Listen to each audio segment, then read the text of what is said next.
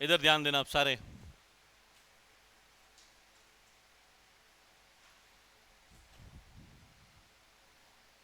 चलो बताओ भाई, कोई भी किसान आंदोलन क्यों करेगा? इतना तो तुमने क्रांति पढ़ ही ली है, तुम्हें ही समझ में आ गया होगा। कोई भी व्यक्ति आंदोलन या क्रांति क्यों करता है? वाय? बताओ, आप बताओ।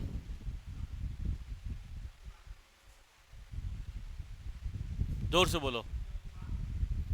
अपनी मांगों को पूरी करवाने के लिए, बिल्कुल सही बात है। तो किसानों की क्या मांगे हो सकती है मंजुला बहन, गुजरात की होने वाली मुख्यमंत्री? आनंदी बहन, मंजुला बहन सिमिलर जैसा है ना, ऐसा? आगे बोलो। राजा महाराजा से, किसानों से कर लेते थे। बस सबसे बड़ी दिक्कत तो वही है, करों के कारण ही आंदोलन हुए थे। एक्चुअली कर इतने बढ़ गए थे कि किसान दे नहीं पा रहे थे। जनरल छोटे मोटे कर होते तो किसान फिर भी दे देते। जब वे नहीं दे पा रहे थे तो उन्होंने क्या कर दिया, आंदोलन। वो क्यों हुआ, कैसे हुआ, मैं उसकी बात बता रहा हूँ आने वाले 10-15 मिनट तक। तो आप सारे ध्यान इधर देना, सुनना मेरी बात। राजा जो होता था ना, उसके अधीन में 2 प्रकार की भूमि होती थी। कितने प्रकार की? There are 2 types of land राजा के अधीन। पहली भूमि को कहते थे खालसा। क्या कहते थे? और दूसरी भूमि को कहते थे जागीर। क्या कहते थे? खालसा वह भूमि होती थी जो सीधे किसके अंडर में? राजा के। जागीर वह भूमि होती है जो राजा के द्वारा किसी को दी जाती है। किसी को भी दे सकता है।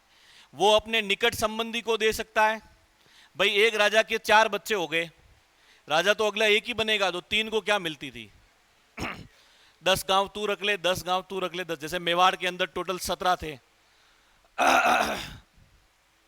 भिंड रिपेयरिंग का काम आ गया सर, अपना सर्विस करवानी पड़ेगी।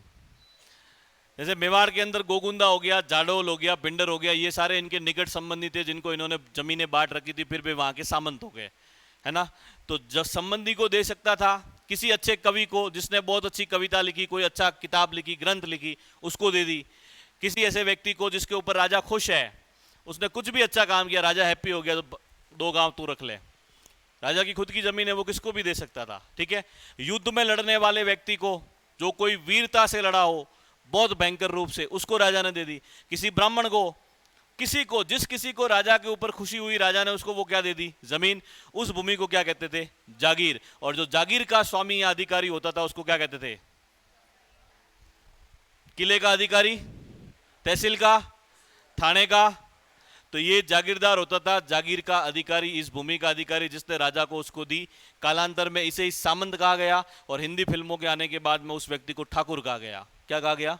पहले उसको ठाकुर नहीं कहते थे, तो उसको जागीरदार कहते थे, ठीक है। तो अब इन्होंने क्या किया कि इस भूमि से अपने जितने खर्चे होते थे उसके अकॉर्डिंग करों की क्या स्टार्ट कर दी? वसूली किसानों से। तो वो जब बहुत ज्यादा मात्रा में बढ़ गया, इसलिए किसानों ने यहां पर क्या कर दिया? आंदोलन। इसलिए राजस्थान के 80% तक किसान आंदोलन कौन सी भूमि पर हुए? बहुत छोटे उदाहरण है 1 या 2 स्थानों पर जहां पर राजा के द्वारा शासित भूमि पर आंदोलन हुआ है। बाकी सारी कौन सी भूमि पर हुए? जागीर भूमि पर। बात समझ में आई या नहीं आई? आ गई। दूसरी बात, इनके ऊपर बहुत ज्यादा मात्रा में कर लगे हुए थे। करों के कुछ प्रकार है, वो मैं आपको बताता हूं जहां से सीधे सवाल पूछे जाते हैं। फिर अपन एक बहुत बड़ा किसान आंदोलन पढ़ेंगे जिसका नाम है बिजोलिया। क्या नाम है? एक तो शब्द होता है सर लाग बाग। आप इससे क्या समझते हो? सीधा सवाल आया था प्री एसटीसी के एग्जाम में। लाग बाग का अर्थ है एक प्रकार का नृत्य, एक प्रकार की ओढ़नी, एक प्रकार का भूमिकर, या इनमें से कोई नहीं। तो अब तो किसान आंदोलन पढ़ा रहा हूं, तुम्हें पता ही भूमिकर ही होगा, ओढ़निया तुम्हें पढ़ा नहीं ना यहाँ पे। तो लाग बाग का मीनिंग ही सर भूमिकर होता है। मतलब गांवों के अंदर आज भी लाग बाग को क्या कहा जाता है? भूमिकर को क्या कहा जाता है? लाग बाग ही कहते हैं। आज भी गांवों के अंदर कहते हैं इतने प्रकार की लाग लगी हुई है। हमारे यहाँ ये लाग लेते थे पहले, हमारे वहाँ वो लाग लेते थे। कभी बूढ़े लोगों के पास में बैठना, उनकी बातें सुनना, तो तुम्हारा जी के आधा ऐसे क्लियर हो जाएगा। तो लाग बाग का मीनिंग क्या है? भूमिकर। एक होती थी सर लाटा व कूता प्रणाली। कौन सी प्रणाली? लाटा व कूता, कुत्ता नहीं, लाटा व कूता प्रणाली। ये प्रणाली ऐसे होती थी, जैसे मान लो मैं एक गरीब किसान हूं, मेरे पास इतना ही खेत है, ठीक है। मैंने इसके ऊपर कुछ फसल उगा दी। अब ये मत पूछना सर किसकी है, सर को खुद को ही नहीं पता है। अब मैंने इसके ऊपर ये फसल उगा दी, अब जमीन किसकी है, राजा की या जमींदार की है? मैं तो उसके ऊपर क्या कर रहा हूँ, खेती। आज भी गांवों में आपको पता है बहुत सारे ऐसे लोग जिनके पास जमीन नहीं होती, वे दूसरों के खेत लेके खेती करते हैं, तो उन्हें उस फसल की उपज का कुछ हिस्सा जो है वो सामने वाली पार्टी को देना पड़ता है। तो वो क्या है सर, वो भूमि के ऊपर लिया गया कर ही तो है, वो लाग बाग ही तो है, इसके अलावा वो क्या है? तो अब मान लो राजा ने किसी किसान को कहा कि ये मेरा खेत है, तू इसको बोना, तू तेरे जो इच्छा है वो फसल उगा, अब तू मेरे को उसके बदले में क्या देगा, कर देगा। अब राजा यहाँ पर घूमते घूमते आया और घूमते घूमते आकर कहा अरे वाह तेरे पास तो बहुत अच्छी फसल हो रही है, बहुत एकदम लहला रही है ऐसे फसलें, एक काम कर, इतना वाला भाग जो है वो मुझे कर के रूप में दे देना। तो खड़ी फसल के आधार पर, किसके आधार पर, खड़ी फसल के आधार पर कर का निर्धारण करना क्या कहलाता है, कूता कहलाता है। अब वो कहकर चला गया, उसके बाद में भले ओलावृष्टि हो गई, भले वो फसल बर्बाद हो गई, उसमें कीड़े लग गए, बीमारियां फैल गई, जमींदार का उससे कोई भी लेना देना नहीं है। जब मैंने देखा तब इतना था, मतलब आपको इतना मुझे देना पड़ेगा। कहने का अर्थ है कि इसमें किसी प्रकार का कोई फिक्स क्राइटेरिया नहीं होता था। अब मान लो किसी काम से वो खड़ी फसल के समय नहीं आ पाया, तो फसल को काटना ही उसका लाटा लेना कहलाता है। क्या कहलाता है? आज भी गांवों में जब फसल कटती है ना, तो लोग कहते हैं कि हमने हमारे खेत का लाटा लिया है। क्या लिया है? बागड़ में नहीं कहते होंगे, बाकी इधर वाले एरिया मैंने बहुत बार सुना है लोग कहते हैं लाटा लिया। हर जगह का अलग अलग वर्ड होता है। तो लाटा लेना यानी फसल को काटना। अब अपन ने काट ली, अपने घर पे ले आए, मान लो 50 बोरी गेहूं हुए अपने, कितने हुए? 50 बोरी माना कि सर। अब जमींदार पहले नहीं आ पाया, अब जमींदार उस टाइम आया और उसने कहा अरे वाह 50 बोरी हुए, एक काम कर तू मेरे को 10 बोरी क्या दे देना कर के रूप में। तो वो फिक्स क्राइटेरिया नहीं है। एक तो होता है ना कि भाई 100 रुपए में से 25 रुपए आपको टैक्स देना है, तो वो डन है कि पहले से ही देना है, कोई फिक्स क्राइटेरिया नहीं है। तो फसल के ढेर के आधार पर कर का निर्धारण करना क्या कहलाता है, और खड़ी फसल के आधार पर कर का निर्धारण करना कूता। बात समझ में आई कि नहीं आई? ईमानदारी से अगली बात और ज्यादा ध्यान से सुनना। एक कर होता था चवरी कर।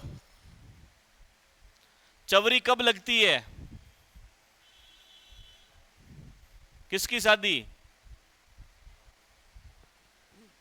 अपनी शादी, लड़के की शादी होगी, लड़का तो चवरी लगाएगा नहीं। हाँ, लव मैरिज हो तो बात अलग है, खुद को लगानी पड़े।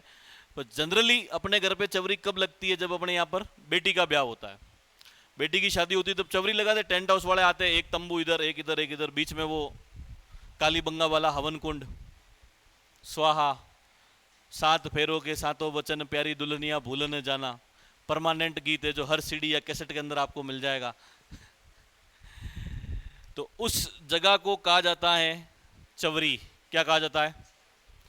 तो यहां अपन आगे पढ़ेंगे कि बिजोलिया का एक जमींदार था, उसने किसानों से कहा कि अगर तुम्हारे घर पे तुम्हारी बेटी की शादी होगी तो तुम्हें 5 रुपए कर के रूप में देना पड़ेगा। उसे क्या कहा जाता था?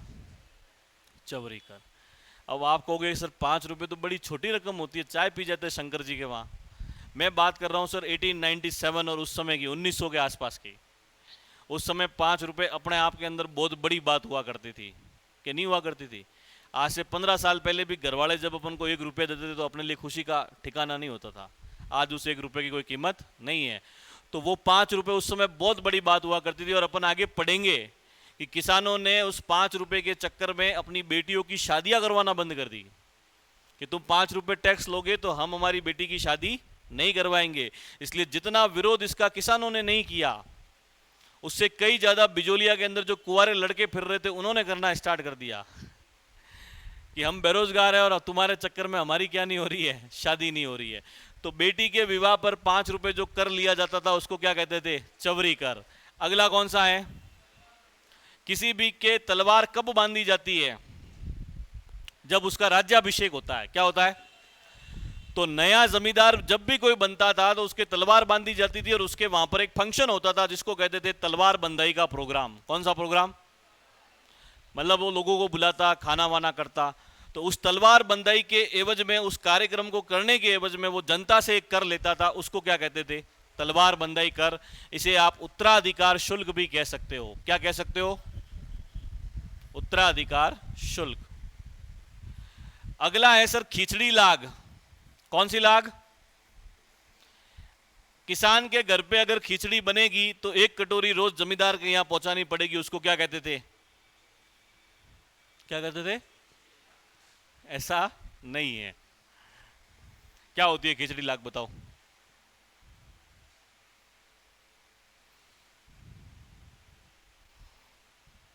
मूंग की दाल और चावल को अगर कुकर के अंदर डाला जाए, उससे 3 सीटी ली जाए तो खिचड़ी बनती है। और अगर वो लग गई, ज़्यादा सीटियाँ ले ली और वो जल गई तो उसको अपन क्या कहते हैं? खिचड़ी लाग।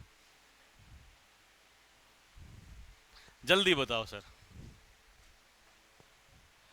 बात तुम सोच के रखना, फिर मुझे कल